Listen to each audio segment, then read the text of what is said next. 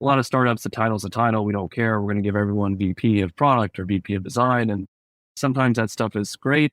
But at the same time, we want people to understand kind of where they are in their career so that we can work together. We can focus on the right skill set development, and I can grow people quickly into bigger and bigger roles so that the people who've really come to know our business, our product, our customers can then transform themselves to become team leaders. And so that's beyond just kind of things that you got to do as a founder, including janitorial services from time to time. Creating great products isn't just about product managers and their day-to-day interactions with developers. It's about how an organization supports products as a whole, the systems, the processes, and cultures in place that help companies deliver value to their customers. With the help of some boundary-pushing guests and inspiration from your most pressing product questions, we'll dive into this system from every angle and help you think like a great product leader. This is the Product Thinking Podcast. Here's your host, Melissa Perri. Hello, and welcome to another episode of the Product Thinking Podcast. Today, we're going to talk about healthcare product management, also very highly regulated product management, and the difference in being a chief product officer, founding your own company versus working in larger organizations. And I'm joined by Colin Anawaty, who's the chief product officer of First Dollar. Welcome, Colin. Thanks, Melissa, and thanks for having me. Excited to talk about healthcare and finance today. Yeah, it's going to be great. Colin and I know each other because we were both at Athena Health for a while, and then Colin left to start his own company called First Dollar. Can you tell us a little bit about that, Colin? Yeah, happy to. So First Dollar today is a health wallet platform.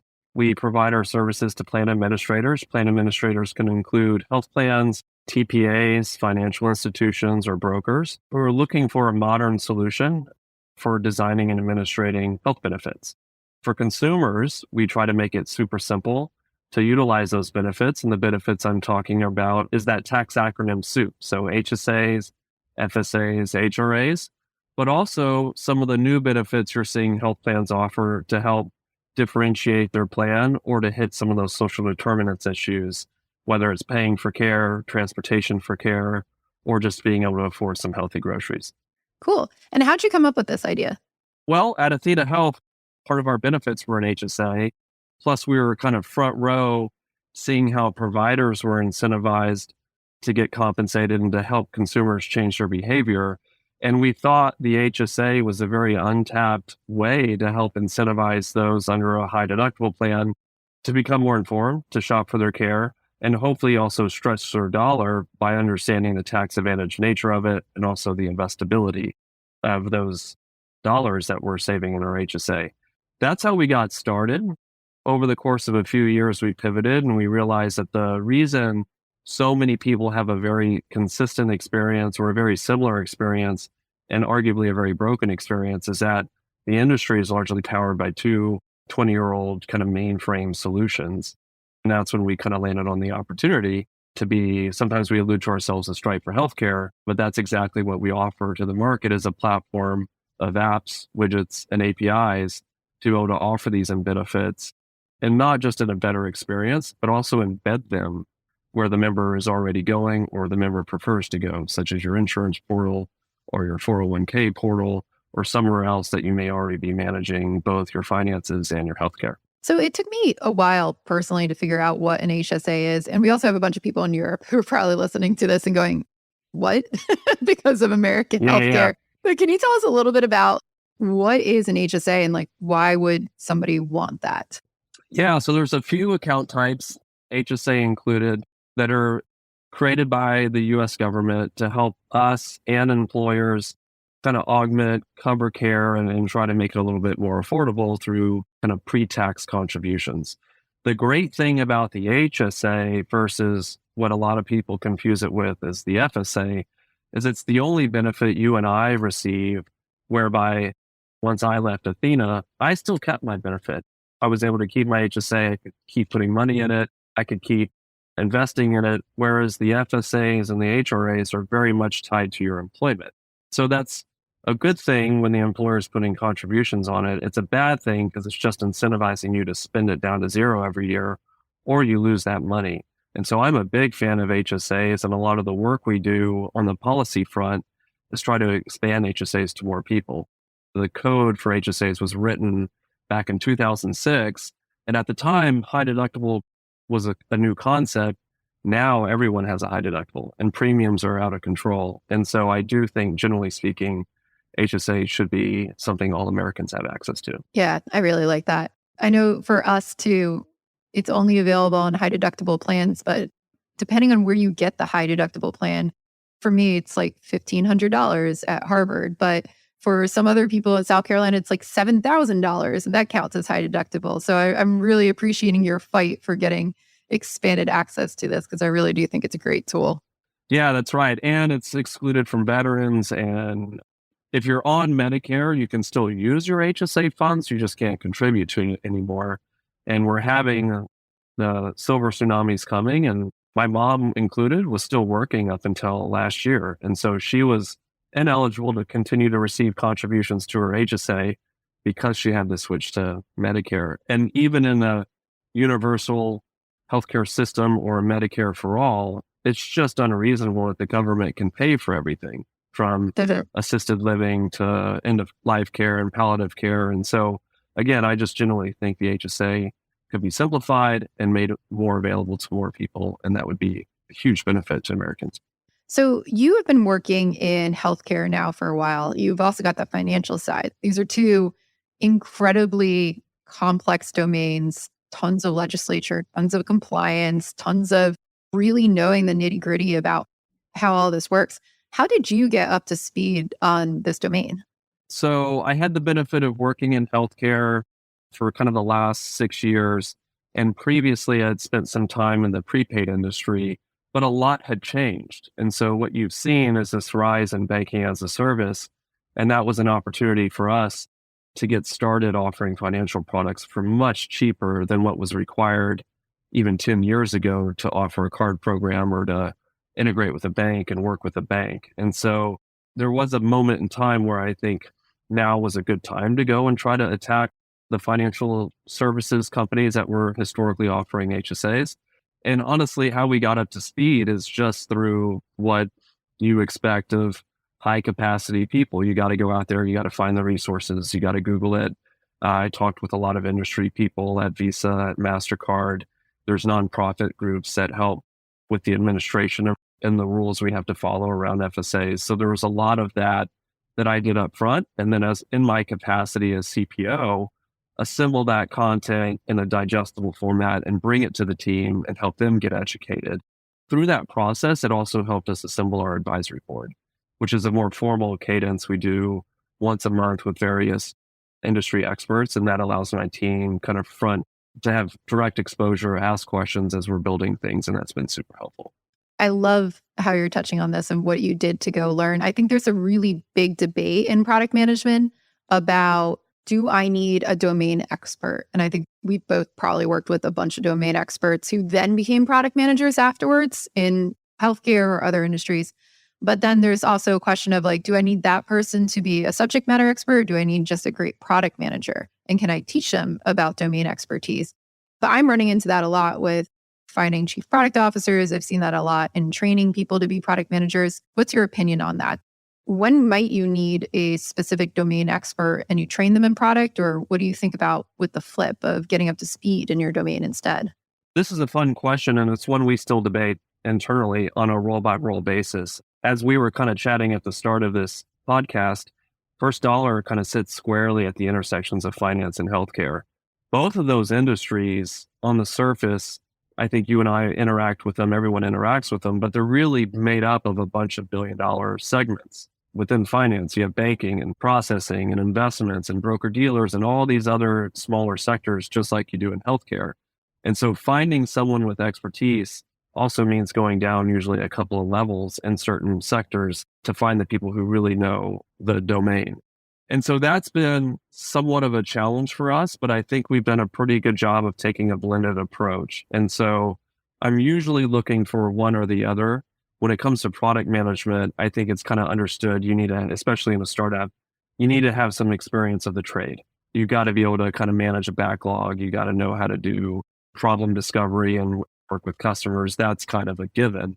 The question then becomes, what software are you managing? Is it consumer facing? Is it administration facing? Is it kind of core banking and core platform? And based on that orientation, that usually guides, are we looking for someone who knows consumer well? Are we looking for someone who knows benefits administration well? Or are we looking for somebody who does payments well? Generally, we do try to align them based on the product lines that they're kind of overseeing. And that's worked very well for us. One of our top product leads is a great product manager, just kind of end to end, knows the skills.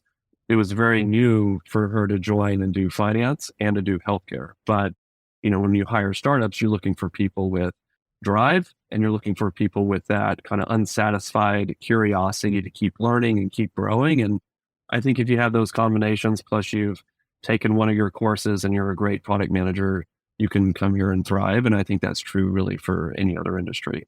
Learning technology is hard enough. Applying it to different industries is just a matter of getting up to speed and learning some of the nomenclature.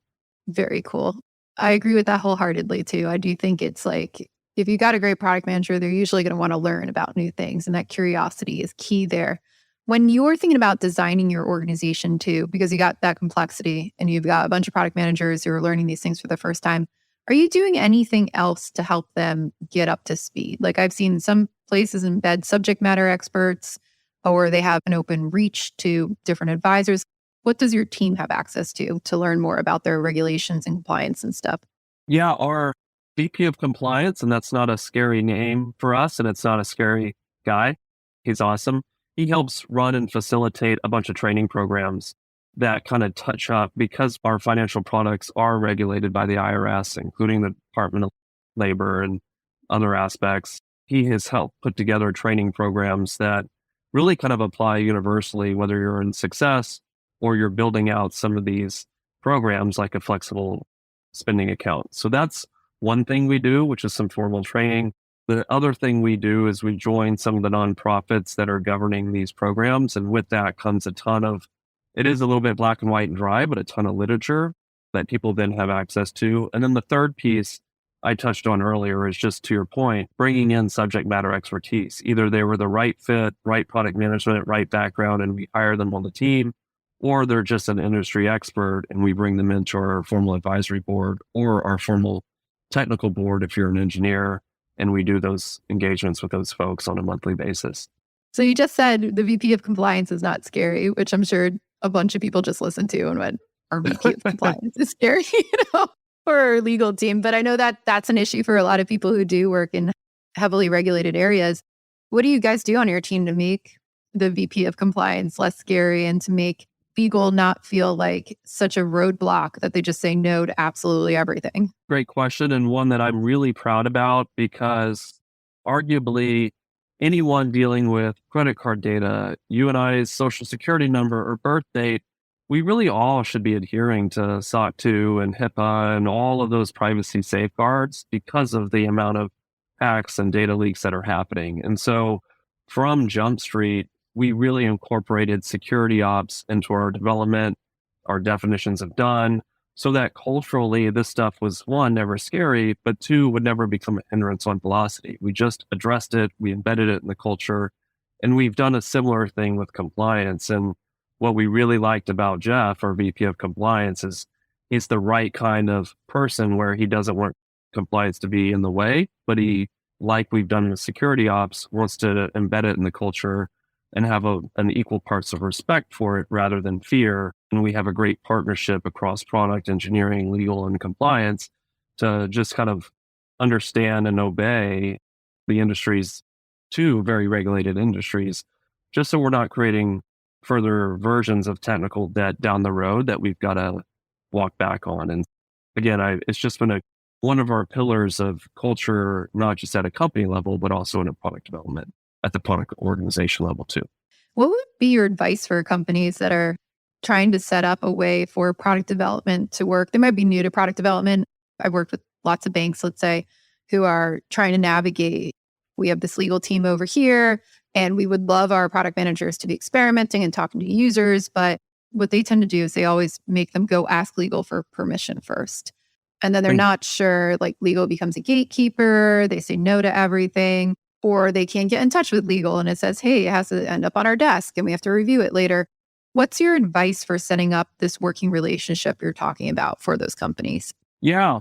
When you are in industries where at least the company has a sensitivity to engaging end users directly, whether that's administrators or consumers, which, as you know, is so vital to building great products, I have a couple of ideas there.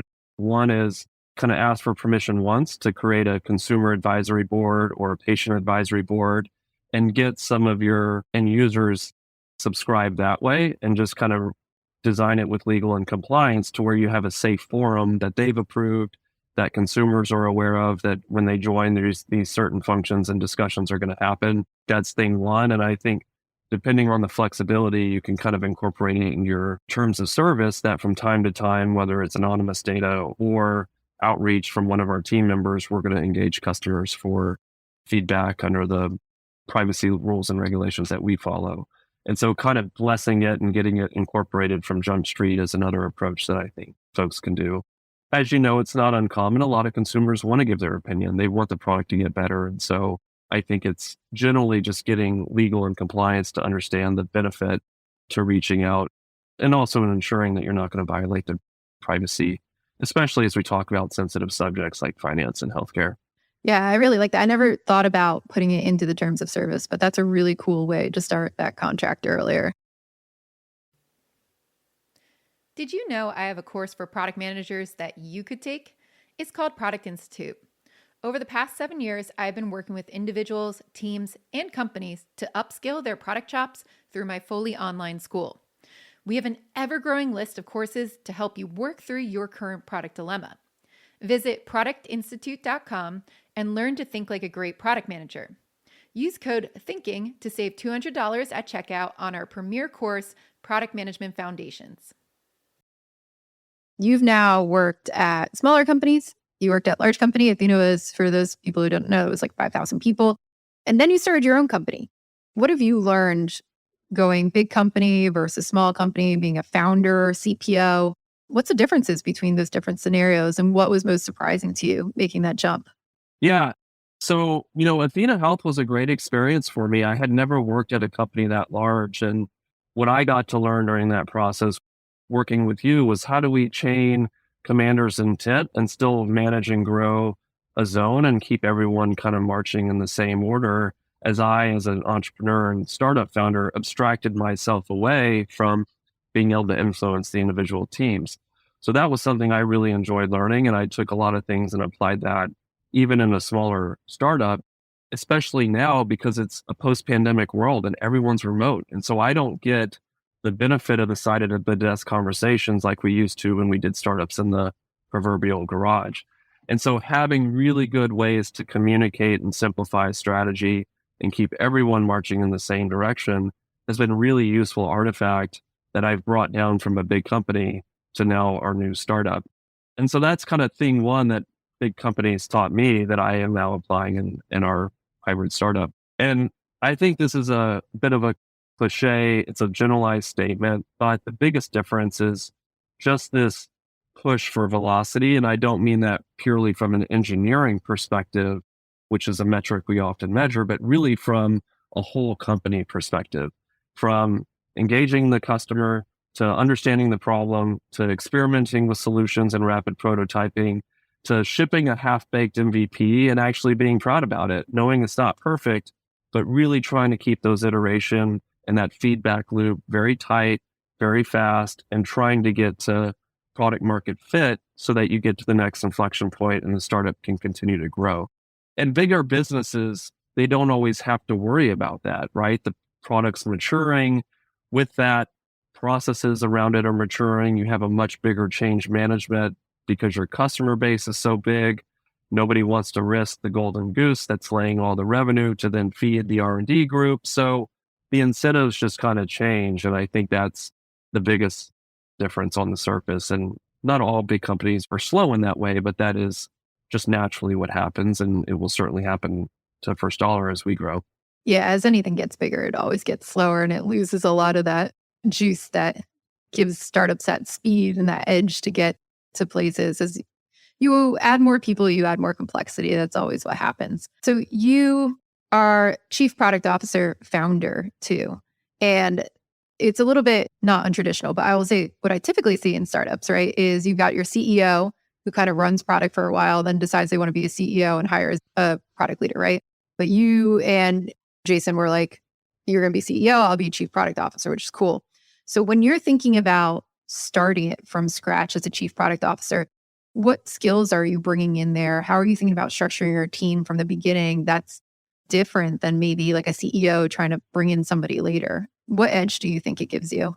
I'll toot my own horn just a little bit, and I don't usually like to brag about myself, but I've always been a builder by trade. So when we first got started, it was three of us and a desk that Techstars let us just use because we were alumni and it was a very nice gesture of theirs. But it was very much doing the rapid prototyping as a designer, doing some front end coding as a former front end engineer, and then handing that off to our now CTO to do the full prototype. And so that's what I brought to the table as just an individual contributor, product manager, designer slash coder.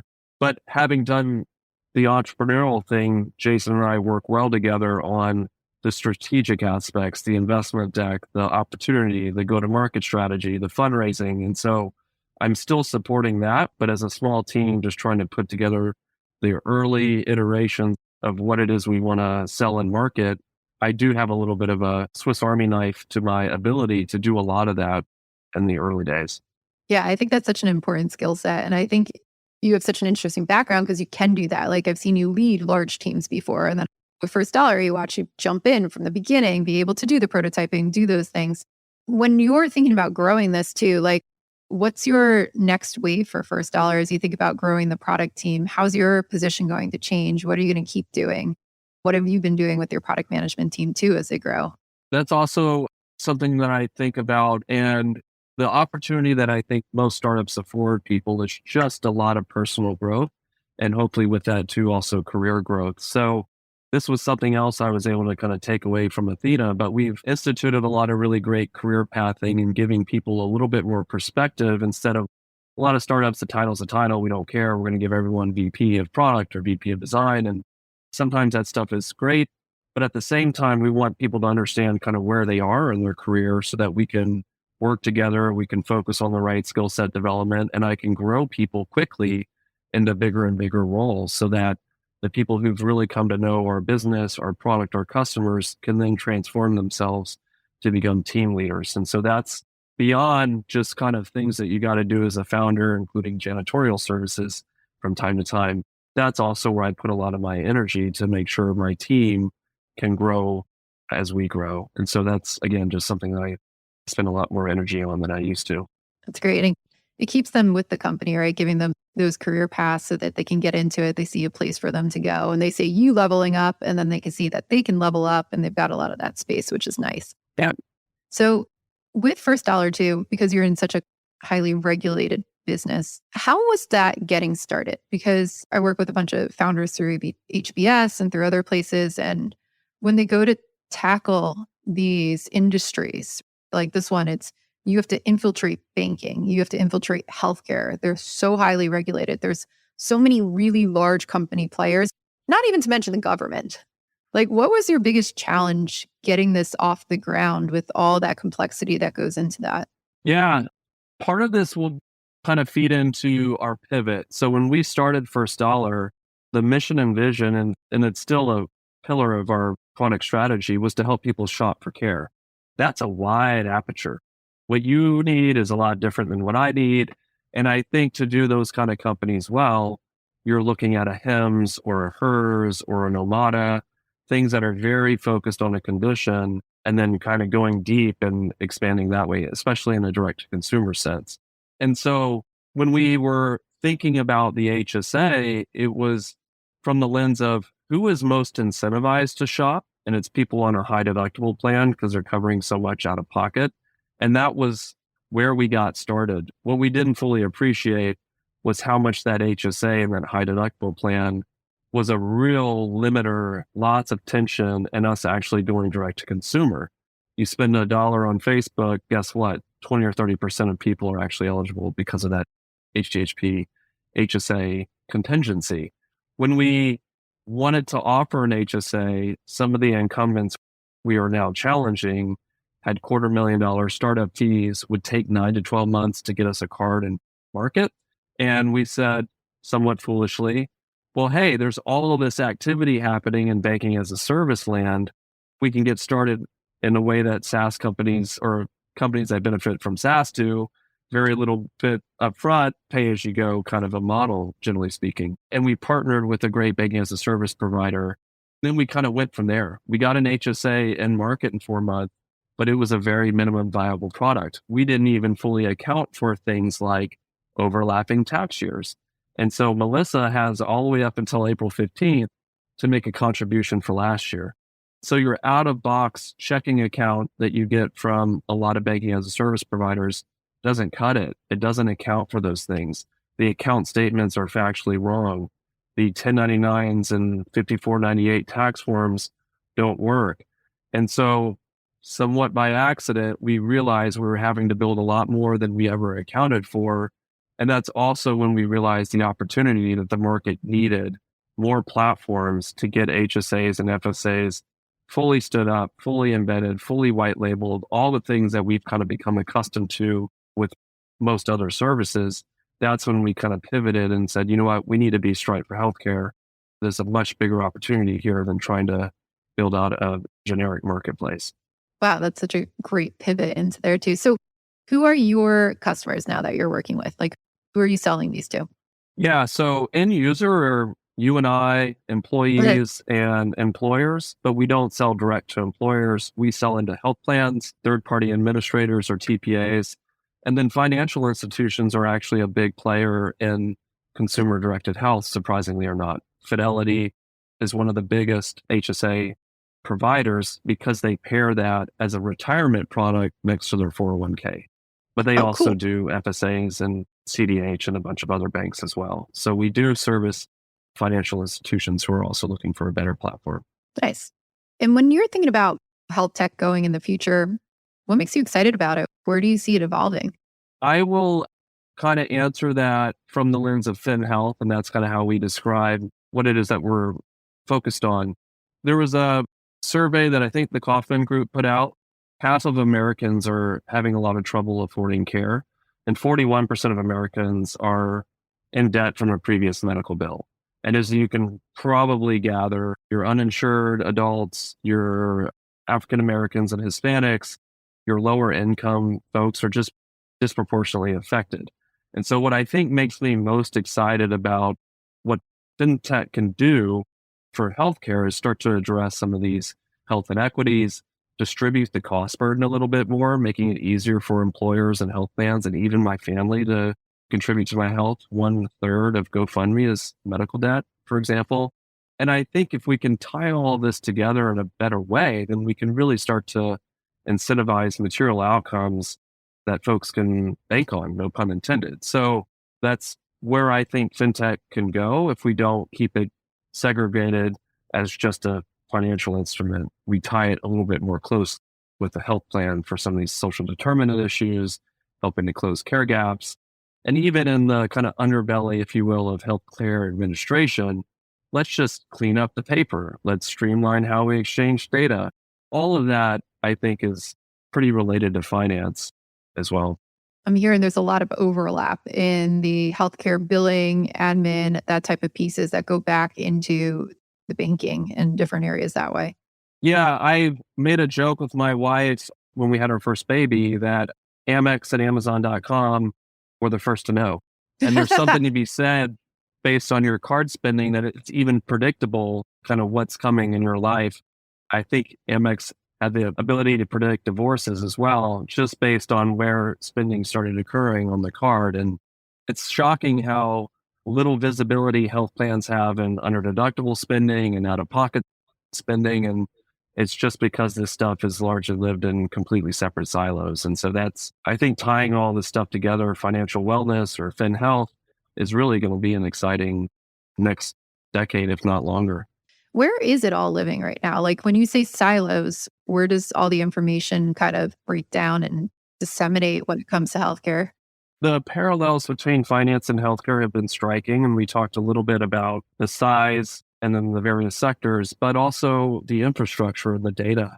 There are certainly improvements being made. I know my banking app has gotten leaps and bounds better than even 5 years ago, but the data itself and the mainframe and the infrastructure is not all that dissimilar from healthcare. Unstructured data, it's tracked, it's siloed. Some of these administration providers have 3 or 4 systems just trying to make a card swipe work while also having a manual claim system. None of that data is consistent. And so it's, again, just a lot of the siloing problems that exist in healthcare also tend to exist in finance as well. Okay, so a lot of stuff is just run on really old code bases. They're not talking to each other. There's no transfer between companies or even within companies. So all of this creates those problems that we all see as consumers on the other end. Yep, exactly. You nailed it. Well, seems to be a lot of opportunity then for all of us in product management to fix that. And finally, too, like my last question for you, we talked a little bit about what you're excited about with health tech, but what about product management in health tech? What's the opportunity? What would you say to people out there who are like, I'd love to do product management and try to help in healthcare or do something? So I've been doing this for almost a decade now in healthcare and now blending in finance. And I think the thing that I tell everyone, whether we're recruiting or it's another founder that I'm working with, the opportunities are certainly endless and abound. The question is kind of like, where do you start to get that flywheel going so that you can continue to work closely with your customers, especially those enterprise customers, and continue to evolve both your roadmap and your product offering. And you know me pretty well now. I don't like to be the burning bush. I don't think we're going to have one singular product that's going to solve everyone's problem. We're most likely going to get it wrong on the first day that we start with it. And so I just think there's an op for a really good product manager who's not stuck on one idea, but can really engage the enterprises that can, whether it's finance or healthcare, there's just a ton of problems to be solved. And sometimes the biggest challenge is just trying to figure out where to start. I think that's where, if you're new to healthcare, you can certainly be overwhelmed. If you've been in it for a long time, you might be a little bit jaded that you can make a change. But I think right level of optimism, right level of curiosity and drive, there is just a lot of room to put on your product hat and make things better. And sometimes too, I think just managing your expectations. I used to talk very naively in 2013 about disrupting healthcare. That's a crazy statement to make in retrospect. And so I just also try to manage people's reality there. It's just a huge industry. Yeah, you're not going to be able to tackle it all at once, but I like the No. enthusiasm that people bring that want to do that. Yeah, absolutely. Well, that's great. Thank you so much, Colin, for joining us. If people want to learn more about First Dollar or maybe even come work for you, where can they learn? Yeah, great. Firstdollar.com. And then I'm probably more active on LinkedIn, Colin.Anawaty. And then I sometimes post on Twitter, which is just at Colin, my first name. I got pretty lucky in Damn, we got 2007 really to get lucky that. on that. Yeah. That's amazing. Well, thank you so much for being with us today. And thank you for listening to the Product Thinking Podcast. Next week, we'll be back with another Dear Melissa, where we answer all of your product questions. So please submit them to dearmelissa.com, and we will see you next Wednesday.